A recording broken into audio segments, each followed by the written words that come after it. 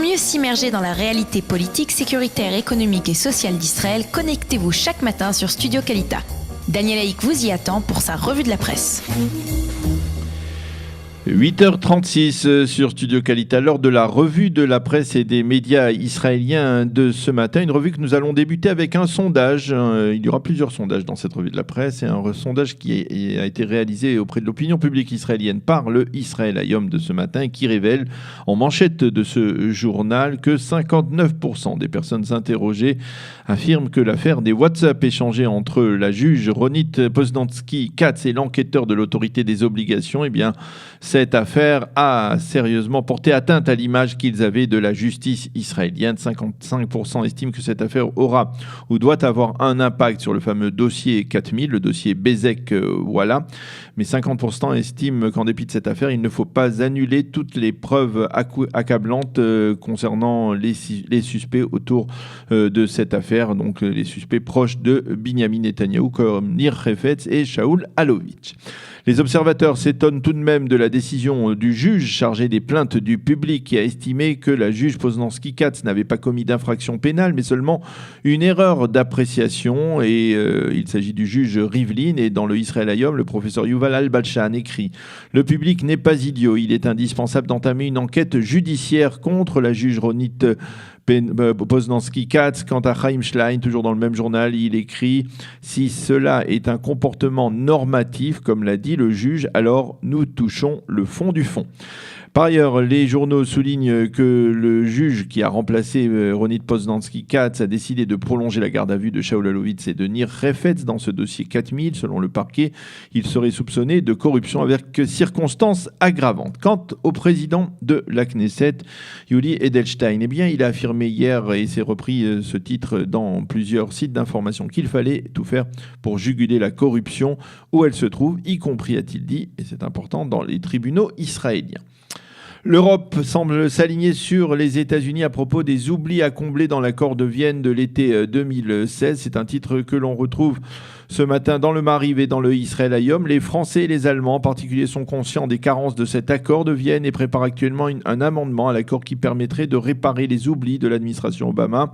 Motif de ce changement de position, de la position européenne, jusque-là hostile à toute modification de l'accord, apparemment des pressions intenses de l'administration Trump qui menace de reprendre des sanctions économiques contre Téhéran si cet amendement ou ces amendements ne sont pas inclus dans l'accord de Vienne de l'été 2016.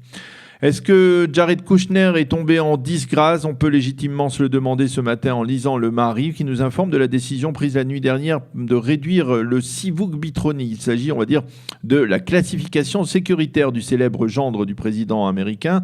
Désormais, Jared Kushner n'est plus dans la catégorie top secret, très élevée, mais seulement dans la catégorie secret. On ne sait pas apparemment pourquoi ce changement est intervenu si brusquement, mais en tout cas, on peut trouver peut-être une réponse ce matin dans le Haaretz qui affirme qu'Israël ainsi que d'autres pays du Golfe Persique auraient eu l'intention de manipuler ou auraient même peut-être manipulé Jared Kushner qui est considéré comme le très proche conseiller du président Trump pour le Proche-Orient, à l'aide de certaines de ses affaires commerciales. Et il n'est donc pas impossible que le FBI, sentant que Kushner était manipulé par certains pays, dont l'État d'Israël, ait décidé de réduire le volume d'informations top secrètes auxquelles il a naturellement accès dans le cadre de la Maison-Blanche. Voilà donc une explication possible à cette peut-être mise en disgrâce de celui qui est le très proche conseiller et le gendre du président américain Donald Trump. Tous les quotidiens israéliens annoncent que la crise entre la municipalité de Jérusalem et les responsables des lieux saints chrétiens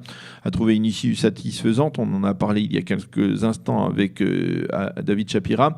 Le Premier ministre et le maire de Jérusalem ont nommé à l'issue d'une intense consultation une commission qui sera chargée de trouver une solution de compromis au problème de l'imposition de la taxe municipale sur les lieux saints chrétiens à Jérusalem. Il convient de rappeler que la mairie mairie de la capitale avait décidé récemment d'obliger les propriétaires de ces lieux saints à payer la Arnona, cette taxe municipale.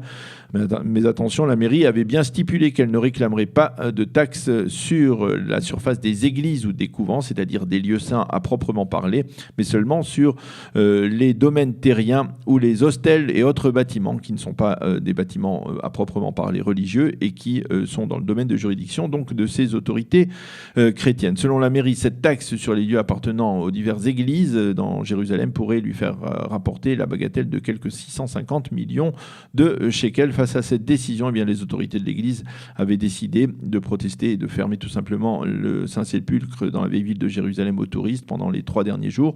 La pression donc, des autorités chrétiennes semble avoir porté ses fruits et donc à la suite de la décision de créer cette commission, il a été décidé de rouvrir dès ce matin le Saint-Sépulcre aux touristes chrétiens.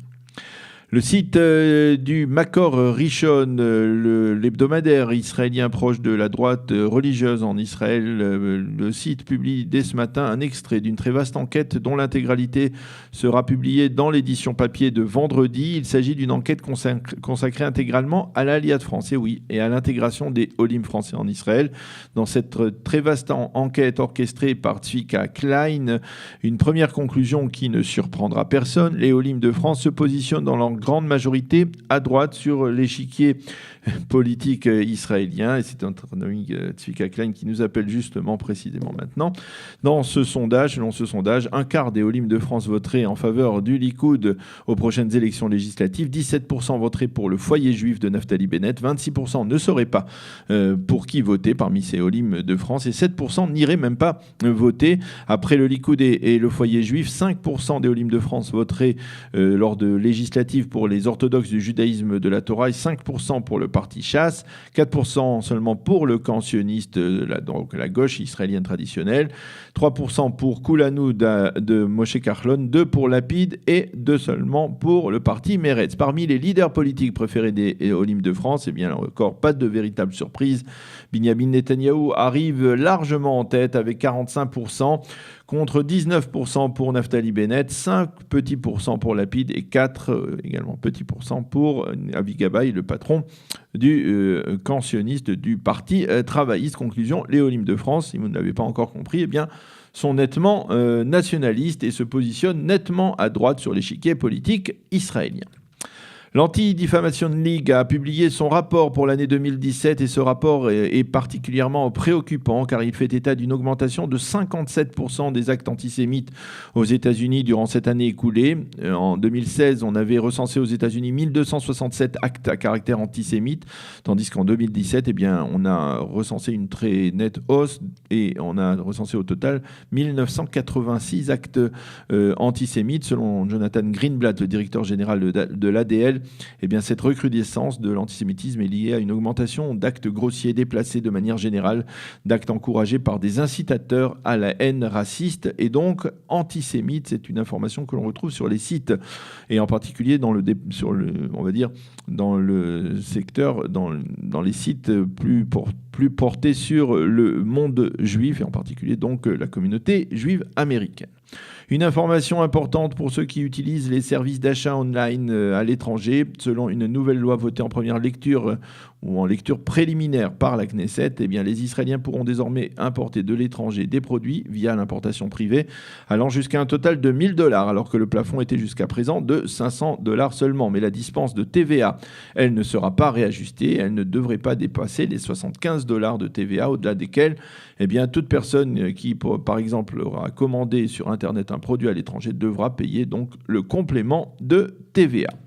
Les journaux israéliens, et nous terminerons par ce titre, s'intéressent également à la vague de froid glacial qui déferle sur l'Europe, de Londres, paraît-il, au nord, à Rome, au sud. L'Europe subit les dégâts de cette vague qu'elle a appelée le monstre de l'Est. C'est un titre que l'on retrouve ce matin dans le Yediot Aharonot et dans le Israël Hayom. Voilà, il est bientôt 8h44, voilà très exactement 44 minutes sur Studio Kalita. Nous allons marquer une pause et ensuite, eh bien, nous retrouverons, comme promis, Johanna Afriat pour parler de la fin de cette édition en français du Jérusalem Post, après en avoir parlé hier avec Richard Darmon, qui était le premier rédacteur en chef et le fondateur de ce journal. Eh bien, nous parlerons avec Johanna Afriat qui nous expliquera, on va dire, les dernières semaines, les derniers mois et le dernier numéro de cette édition en français du Jérusalem Post qui a cessé d'exister et qui a publié cette dernière édition mercredi dernier. Pour mieux s'immerger dans la réalité politique, sécuritaire, économique et sociale d'Israël, connectez-vous chaque matin sur Studio Kalita. Daniel Haïk vous y attend pour sa revue de la presse.